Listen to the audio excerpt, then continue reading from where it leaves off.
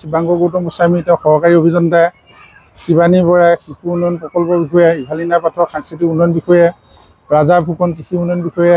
ঠিক তেনেকৈ আপোনাৰ ইয়াতে আপোনাৰ আছে দেৱজিৎ বৰা চিকিৎসা বিজ্ঞানৰ ছাত্ৰ, আৰু ঠিক আমাৰ উদীপ্ত বৰা চিকিৎসা বিজ্ঞানৰ ছাত্ৰ, ৰণজ্যোতি বৰুৱা তেওঁ চিকিৎসা বিজ্ঞানৰ ছাত্ৰ, বৰ্তমান গুৱাহাটী মেডিকেল কলেজত তেওঁ পঢ়ি আছে। গতিকে সমাজৰ বিভিন্ন ক্ষেত্ৰত কিন্তু এই ছাত্ৰ ছাত্ৰীসকলে ইতিমধ্যে তেওঁলোক আত্মনিয়োজিত হৈ আছে। 30 জন ছাত্ৰ ছাত্ৰীলৈ আৰম্ভ কৰিছিল এখন কোচিং চেণ্টাৰ। আমাৰ প্ৰথম অৱস্থাত আমাৰ 30 জন ছাত্ৰ ছাত্ৰী আছিলে। এতিয়া কোচিং চেণ্টাৰটো হ'লগৈ অসমৰ এখন প্ৰতিষ্ঠিত বিদ্যালয়।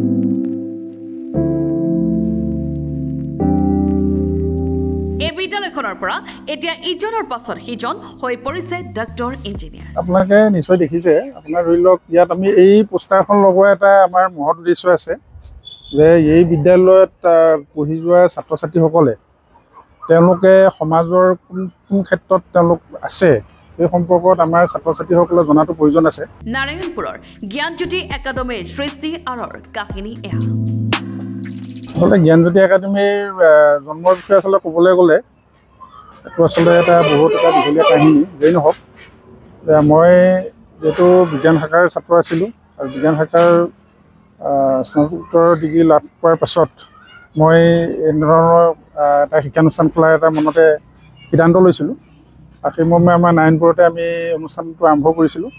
আৰু সেই কোচিং চেণ্টাৰৰ পৰা ধৰি আজি মুহূৰ্তলৈকে বহুখিনি কথা ইয়াত জড়িত হৈ আছে। আমাৰ এই নাৰায়ণপুৰ অঞ্চলৰ বহু শুভাকাংক্ষী ব্যক্তিও আমাৰ লগত আছিল, আৰু আমি বহুত কষ্টৰে এই অনুষ্ঠানটো এই কোচিং চেণ্টাৰৰ পৰা আজি স্কুল পৰ্যায়লৈকে আনিবলৈ বহুতখিনি আমি কষ্ট কৰিবলগীয়া হৈছিল। বিজ্ঞানৰ স্নাতকোত্তৰ চক্ৰধৰ শইকীয়াই গাঁৱৰ পৰা ওলাই আহি মাধৱপুৰত আৰম্ভ কৰিছিল বিজ্ঞানৰ টিউচন ক্লাছ। উদ্দেশ্য আছিল ছাত্ৰ ছাত্ৰীক বিজ্ঞানৰ শিক্ষাৰে শিক্ষিত কৰা। এনেদৰে 2007 চনৰ এটা পবিত্ৰ ক্ষণত জ্ঞানজ্যোতি একাডেমী নামৰ আৰম্ভ কৰিছিল এখন বিদ্যালয়। আমাৰ আচলতে বিদ্যালয়খন 2007 বৰ্ষৰ 10 নৱেম্বৰত প্ৰতিষ্ঠা লাভ কৰিছিলে, আৰু সেইদিনৰ পৰা ধৰি এতিয়ালৈকে এই বিদ্যালয়ৰ পৰা হাইস্কুল শিক্ষান্ত পৰীক্ষাত উত্তীৰ্ণ হৈ সমাজৰ বিভিন্ন ক্ষেত্ৰত ছাত্ৰ ছাত্ৰীসকল মানে নিয়োজিত হৈ আছে। বিদ্যুৎ সংযোগ নথকা এটা ভগা ঘৰত 30 জন ছাত্ৰ ছাত্ৰীৰে আৰম্ভ হৈছিল জ্ঞানজ্যোতি একাডেমী। প্ৰথম অৱস্থাত আমাৰ 30 জন ছাত্ৰ ছাত্ৰী আছিলে, আৰু সেইটো সময়ত আমাৰ এনেকুৱা ধৰণৰ ইনফ্ৰাষ্ট্ৰাকচাৰ বুলিবলৈ তেনেকৈ নাছিলে। আমি এখন টিঙৰ চালিৰ তলতে আমাৰ পাঠদান আৰম্ভ হৈছিলে। ছাত্ৰ ছাত্ৰীসকলক আমি এখন ফেন দিবলৈও কিন্তু আমাৰ মানে অপাৰক। গতিকে তেনেকুৱা কষ্টৰ মাজেৰে কিন্তু পঢ়ি যোৱা ছাত্ৰ ছাত্ৰীসকল কিন্তু আজি সমাজৰ বিভিন্ন ক্ষেত্ৰত ইমান এটা সুন্দৰ সুন্দৰ জেগাত তেওঁলোক আছে, সমাজৰ হৈ ভাল কাম কৰি আছে। সেই কথাবিলাক ভাবিলে আমাৰ আচলতে বুকুখন ফুলি উঠে। লাখে লাখে বৃহত্তৰ নাৰায়ণপুৰৰ একাংশ সচেতন নাগৰিকৰ সহায়ত জ্ঞানজ্যোতি একাডেমীয়ে পায় এক ব্যাপক ৰূপ। বহু শুভাকাংক্ষী ব্যক্তিও আমাৰ লগত আছিল, আৰু আমি বহুত কষ্টৰে এই অনুষ্ঠানটো এই কোচিং চেণ্টাৰৰ পৰা আজি স্কুল পৰ্যায়লৈকে আনিবলৈ বহুতখিনি আমি কষ্ট কৰিবলগীয়া হৈছিল। আৰু ইয়াতে আমাৰ বিশেষকৈ আমাৰ নাৰায়ণপুৰৰ প্ৰবীণ শইকীয়া ছাৰ, আমাৰ মুকুল হাজৰিকা ছাৰ, যতীন মহন্ত ছাৰ প্ৰমুখ্যে, আমাৰ প্ৰদীপ গোস্বামী ছাৰ, এই ব্যক্তিসকলে মোক বিশেষভাৱে সেই মুহূৰ্তত সহায় সহযোগ কৰিছিলে। আৰু বিশেষভাৱে আমাৰ এই বিদ্যালয়খনৰ অভিভাৱক হিচাপে থকা আমাৰ মাধৱদেৱ বিশ্ববিদ্যালয়ৰ অৱসৰপ্ৰাপ্ত অধ্যক্ষ আমাৰ নয়ন শৰ্মা ছাৰ, তেওঁ বিশেষভাৱে আমাৰ এই বিদ্যালয়খনক মানে জন্মৰ পৰা এই মুহূৰ্তলৈকে ইতিমধ্যে তেখেতে আশীৰ্বাদ কৰি আছে। এতিয়া জ্ঞানজ্যোতি একাডেমীত অধ্যয়ন কৰে 1000ৰো অধিক ছাত্ৰ ছাত্ৰী। বিখ্যাত মনীষীৰ ছবি মহৎ লোকৰ বাণীয়ে জ্ঞানজ্যোতি একাডেমীৰ চৌহদক দিছে অনন্য ৰূপ। বিদ্যালয়খনৰ আমি আচলতে এটা পৰিৱেশ এটা দিবলৈ চেষ্টা কৰিছোঁ।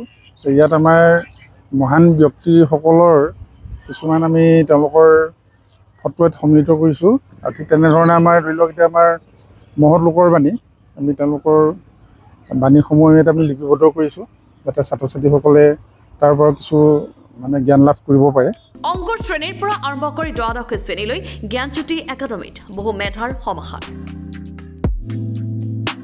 শেহতীয়াকৈ আৰম্ভ কৰা জ্ঞানজ্যোতি একাডেমীৰ বিজ্ঞান আৰু কলা শাখায়ো লাভ কৰিছে ব্যাপক সঁহাৰি।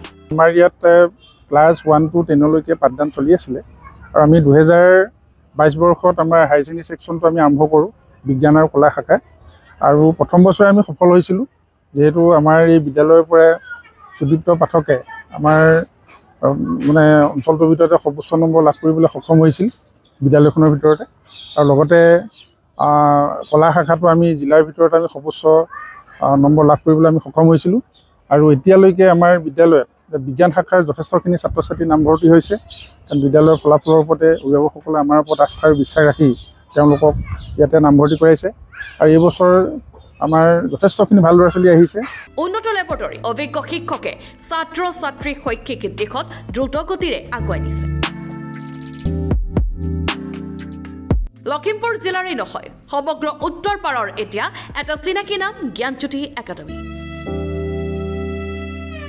বিদ্যালয়খনৰ অধ্যক্ষ চক্ৰধৰ শইকীয়াই আৰু ৬০জনতকৈও অধিক অভিজ্ঞ শিক্ষক নিৰন্তৰ ব্যস্ত ছাত্ৰ ছাত্ৰীসকলক মানৱ সম্পদ হিচাপে গঢ়াত